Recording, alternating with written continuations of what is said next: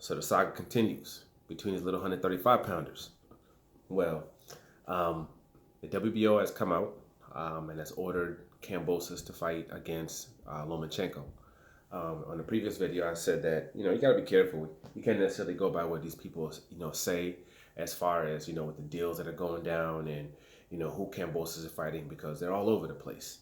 But with the WBO, well, this is according to Eddie Hearn, I guess, that the WBO has ordered it. I'm just gonna go with this as if, let's say they did order it. All right. If they have ordered that particular fight, um, I would think it would be due to the fact that Kambosos and Lomachenko are fighting, and they let the WBO know that, and Lomachenko's going to be his mandatory anyway. So it's like, go ahead and order it as the mandatory. So when he does do this fight, that is fulfilled. That is fulfilled. So then he doesn't have to worry about the WBO mandatory anymore if he wins. So I'm thinking that's the reason. But, you never know. So, but I do believe, with that kind of coming out, there's a good chance that the person he's going to be fighting is Lomachenko.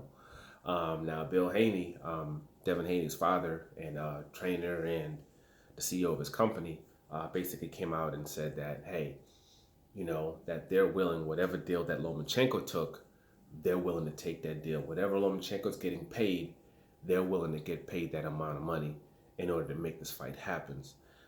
The only problem with that is that the only way that would be if Kambosos is the one that's, setting everything up. Because if Kambosos is the one that's paying out the money, because supposedly Devin Haney never got a contract. They never sent him a contract. They never sent him an offer, that he rejected. If that would mean that Kambosos is the one that's actually put out the offer, and that offer was okayed by Lomachenko and it was okayed by Top Rank, and then you're basically saying, hey, we'll take that same deal. We'll take that same deal, because then they don't bring into question, okay, so was there an offer given to you that you did reject? And I'm confused. We thought that Kambosos wasn't giving out offers to anybody. It just kind of opens up a whole new can of worms. But if that's not the case, and you're just saying, hey, we'll take the money that Lomachenko's taken, with that particular situation, it doesn't work. It doesn't work. And it doesn't work because besides just the amount of money that Lomachenko is getting, it's also the other side of the deal itself that Top Rank and ESPN are putting out there. If the zone is not equalizing that whole deal, then what exactly would be the point? Or beating that deal, then what does that mean? He's supposed to take the deal that you have, and then in that deal, you get paid what Lomachenko's getting paid? It doesn't make any sense at all. Like, it literally doesn't make any sense whatsoever, And like I said before, it sounds as if, kind of listening to all the information, everything that's everybody's saying, it sounds to me like Top Rank and ESPN made the better deal. I think Bob Arum was able to, the Queensland government, whatever it is, they were able to get, finances and funds from them, like they did with the Jeff Horn versus Manny Pacquiao fight. And they were able to, if he found a way to get the funds that would be necessary to get this bout. And then on top of that, it's also a multi-fight deal. Not only is it a multi-fight deal, it's a multi-fight deal where they would be fighting in Australia. And we've heard, Bill Haney, we've heard Eddie Hearn saying on multiple occasions, hey, if you want the biggest bang for the buck or whatever it is, and you got to do it outside of Australia.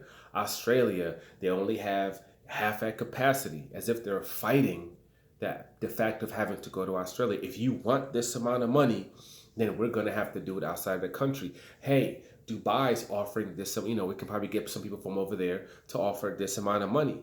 And like I've always said, as soon as Eddie Hearn started talking about, his people in Dubai offering, will offer, not have offered, should be offering a deal within a week or two shortly, I knew there was a problem. A couple of videos back, I told you, it doesn't sound good. It was hoping for the best for Devin, and for that, unification, undisputed bout, whatever it is. But from right there, it wasn't looking good. So from what it looks like, again, it looks like ESPN, Bob Arum, Top Rank, were able to get it done. And then one of the other things Bill Haney said was like, hey, not only that, besides the deal, he's also willing to take, quote, money out of his pocket and put it into the pot. Well, that's not how it works. If he had all this additional money that you could put into the pot, you should have put into the deal that was put in front of him. That was part of your negotiations, not, once we lose out on the bid, somebody makes a better bid than me. Now all of a sudden, hey, I got all this extra money I'm willing to now apply towards the pot. Now, hey, Devin Haney's now willing to take what Kambosos is going to take for the fight. We're willing to do all that now. Hey, okay, it's too late. They've already agreed to it. They already have an agreement with somebody else to do that. So your job, Eddie Hearn's job, DAZN's job, was to come out there and put out the better offer. A better offer than ESPN or anybody else could put on the table. That was their job. It shouldn't have even been close. There should have been a gap of millions of dollars. There should have been a gap. But you hear the stories of DAZN working on a deal with Ryan Garcia, on a multi-fight deal. It makes you wonder, what's going on then? DAZN is battling against themselves. They're negotiating against themselves. Hey, we'll give you this for Devin Haney. Hell, this is a bigger deal for the Ryan Garcia fight. Oh, well, no, here's a bigger deal for the Devin Haney fight. Oh, well, no, here's a bigger deal for the Ryan Garcia fight. Clearly, they were focused on something, and it doesn't seem as if the thing that they were focused on was Devin Haney. And people might say, well, this is for Undisputed. This would have been for Undisputed. So what? Canelo Alvarez versus Demetrius Andrade would have been for Undisputed too. Do you see them go all out for that? They're willing to give Canelo Alvarez $36 million to go fight Ryder. What have they ever offered what's good for him to fight Demetrius Andrade? What have they offered for that?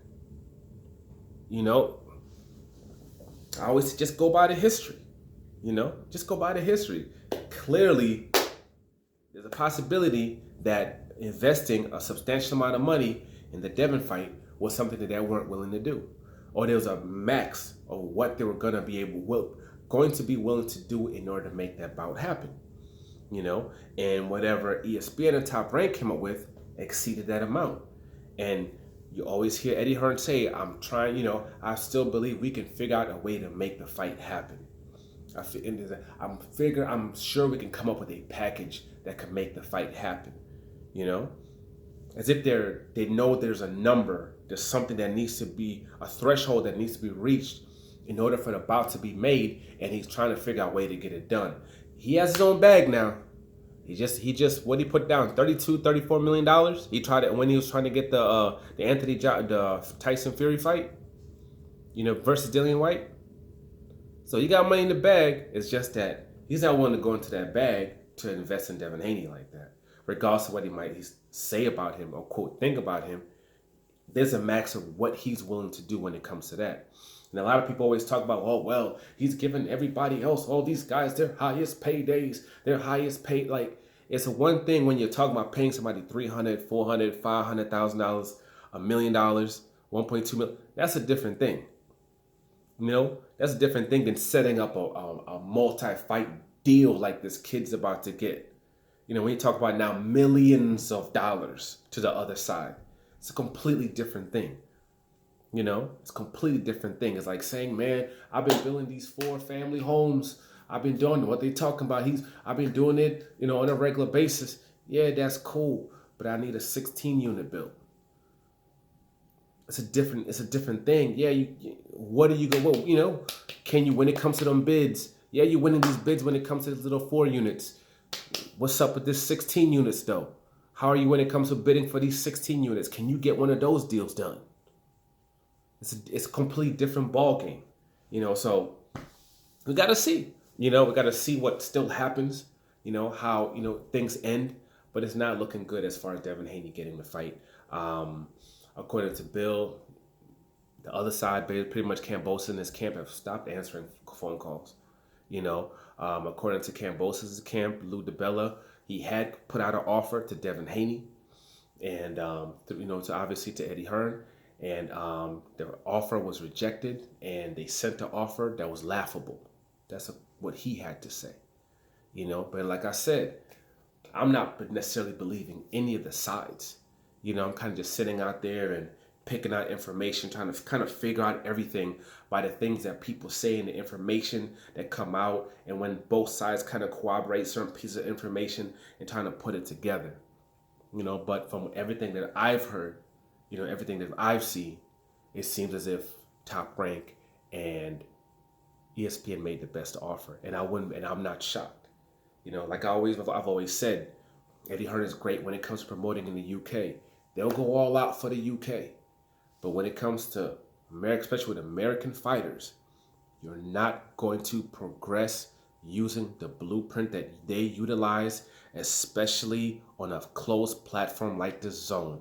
And that company is only going to be willing to go so far and do so much for you. They have a threshold of where they're willing to go. Okay? They have a threshold of where they're willing to go. And when it comes to people like Devin Haney, when it comes to people like Demetrius Andres, when it came to Tevin Farmer, there was a level that they were willing to go, and that's it when it pertains to those particular fighters. So we'll see what happens. And it's interesting, though. It's kind of just interesting laying back and kind of seeing how things go and trying to figure out what exactly is going on. But so far, it's kind of going the way that I said it was going to go. But we'll see. Like, subscribe, share. I'm out.